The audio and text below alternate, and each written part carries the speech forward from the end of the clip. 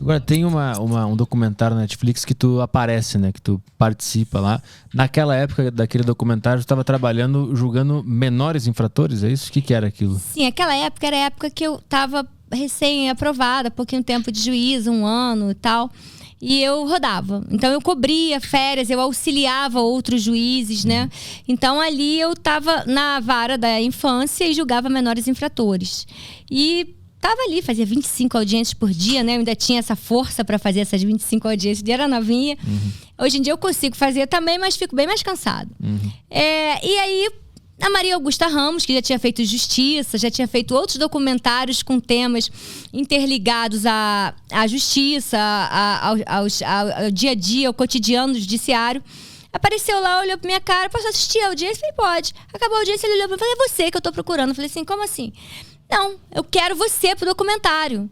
Porque eu acho que ela gostou da maneira como eu conduzia as audiências, que não existe uma receita de bolo. Cada um vai imprimir um toque pessoal seu, na sua atuação. Então eu acho que ela gostou da minha linguagem. Eu sempre usei uma linguagem, a linguagem pertencente ao meu interlocutor. Né? Então, se eu tô com um menor infrator, eu vou usar a linguagem dele. Ele tem que me entender. Ele tem que me entender, ele tem que me contar o que aconteceu. Ele tem que entender o que ele tá fazendo ali. Então ela me chamou, eu fiquei um pouco assustada, que eu não esperava aquilo, né? Aí conversei com outros juízes que já tinham participado dos documentários anteriores e topei. A única condição foi que eu pedi para ver antes de ir para o circuito. E ela é uma excelente diretora, né? O documentário foi premiado internacionalmente, ganhou alguns prêmios. E eu pedi pra ver, ela me mostrou, eu fiquei um pouco chocada, que eu não esperava que eu fosse aparecer tanto, que é daquele jeito, mas, enfim, liberei e foi bem bacana. Eu, inclusive, até hoje sou reconhecida na rua, as pessoas pedem pra tirar foto, a grande maioria aprova, a grande maioria gosta do documentário, aprova a minha postura ali, porque você ali fica muito impotente. Ali é muito estresse. É muito estresse, porque por mais que você faça o teu melhor, você não vai resolver aquela situação. Você não vai fazer com que aquele menor efetivamente se torne uma pessoa melhor. Só você. Porque faltam políticas. Você vai socar um moleque numa instituição daquelas, ele vai sair de lá que nem um presídio. Né? Porque falta o quê? Falta investimento, falta política pública, falta vontade política para investir em educação, para investir em esporte, para tirar essa garotada da rua, para que essa garotada não tenha como paradigma o traficante, né? Porque os caras trabalham no tráfico para comprar um tênis da Nike, né? Para pegar a mulher mais gata, que nem o traficante pega. E era muito difícil, muito, assim, impotente que você se sentia, né? Então eu acabava tendo que dar uma bronca neles, né? Muitas vezes para tentar chamar a atenção deles, muitas vezes mostrando: olha aqui sua mãe, seu pai, que tiveram o maior esforço para criar você, para você fazer isso, né? Para ver se eu conseguia de alguma maneira tocar o coração daqueles menores. Mas ali é difícil. Eram infrações, era assalto, né? Furto, roubo à mão armada, tudo. Esse tipo de coisa, Era né? tudo. Eu peguei um menor que matou o próprio pai, porque batia na mãe. Eu peguei roubo e furto direto, tráfico. Você pega de tudo. É que lá naquele documentário tem... A desculpa que eles usam é que eles foram meio que...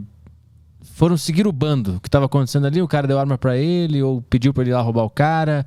E como ele tava com medo de morrer, ele roubou o cara pra não morrer na mão do traficante e tal. Tem toda uma dinâmica dentro desses crimes, que até que ponto é real ou não, eu não sei. Mas qual é o diagnóstico que tu deu durante essa experiência na vara criminal da infância, assim que se fala? É vara da infância. Vara da infância. Infância e juventude, é ligada aos menores infratores. Cara, eles sempre contam uma história, né? Eles sempre, normalmente estão sempre contando uma história. Assim, tanto menor quanto maior, com arma. Onde é que você achou? Achei a arma, achei.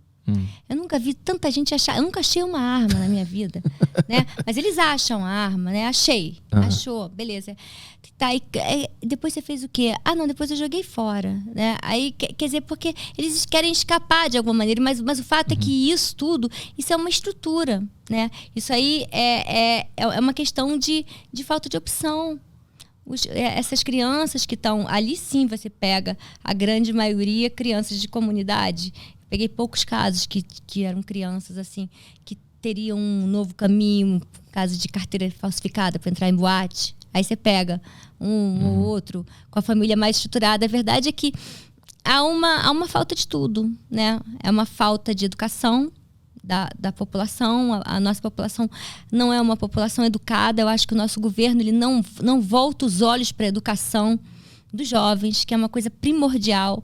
É uma população sem saúde, uma população que vandaliza, né? A gente tem muito isso. A gente sai de uma praia de um domingo em Copacabana, cara, é selvagem. É selvagem, assim, você não tem condição de estar na rua naquele momento. Porque vem uma galera se destruindo o que tem na frente. Então, isso é falta de educação, falta de perspectiva, falta de investimento nessas pessoas. E isso a gente depende da vontade política.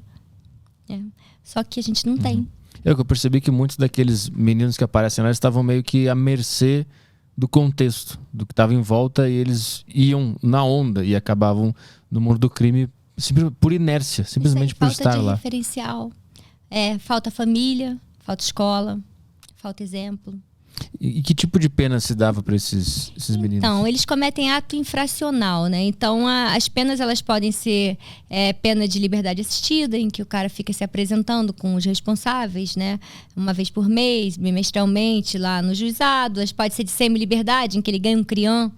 Eles falam que ganham um crião, eles vão estudar e tudo mais ali, ou então pode ser internação. Internação, as unidades estão lotadas, assim como os presídios. Agora eu acho que até deu uma suavizada. Eu não conheço mais esse contexto tão bem, porque eu não quis voltar para essa área.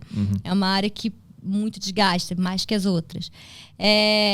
E então, para caso de internação, eles ficam no máximo 3 anos internados.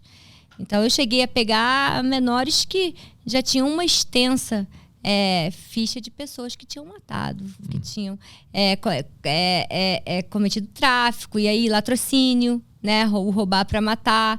Enfim, é muito triste. Isso é muito, muito triste, e você se sente atado.